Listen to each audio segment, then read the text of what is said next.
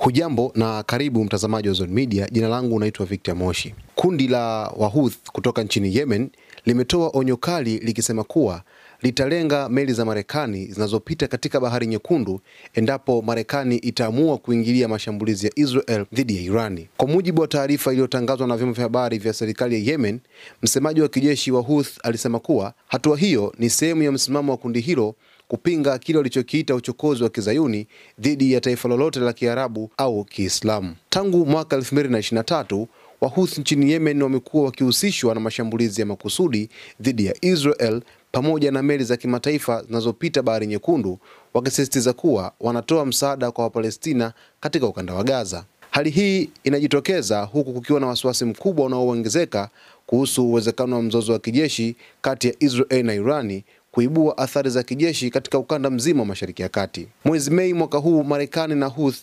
walifikia makubaliano ya kusitisha mapigano ambapo walikubaliana kutolenga pande zote mbili. Hata hivyo, tamko jipya kutoka kwa Wahouthi linazua hofu ya kurejea kwa mapigano iwapo mzozo huu kati ya Irani na Israel utapanuka na kuvuta ushiriki wa Marekani moja kwa moja. Mtazamaji wa Zone Media, hili ni onyo ambalo Wahouthi kutoka pale nchini Yemen wameiambia Marekani kwamba endapo tu itajiunga katika mzozo huu, basi Marekani inaweza kushambuliwa kupitia meli zake katika ukanda wa Bahari Nyekundu. Na Wahouthi kutoka pale nchini Yemen mara nyingi wamekuwa wakitoa maonyo ambayo wamekuwa wakiyafanyia kazi. Hata kipindi kile ambacho walikuwa wakishambulia meli za Uingereza pamoja na Israel, walikuwa wakitoa maonyo ya namna hii na wamekuwa wakitekeleza mashambulizi hayo. Sasa Marekani inasemekana kwamba iko mbioni hivi karibuni kuingia kwenye mzozo wa moja kwa moja kati ya Israel na Irani. Na Marekani yuko upande wa Israel kupitia Rais Donald Trump na Benjamin Netanyahu wamekuwa wakizungumza vitu vingi, huku Netanyahu akiomba msaada kwa Marekani.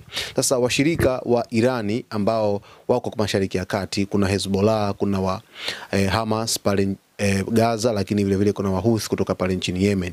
Na wao Wahouthi sasa wametoa onyo kali kwamba endapo Marekani itaingia, basi itahakikisha kwamba inashambulia meli zake zote katika ukanda huo, licha ya kuwa makubaliano ya kusitisha mapigano yalifikiwa mwezi wa 5 mwaka huu.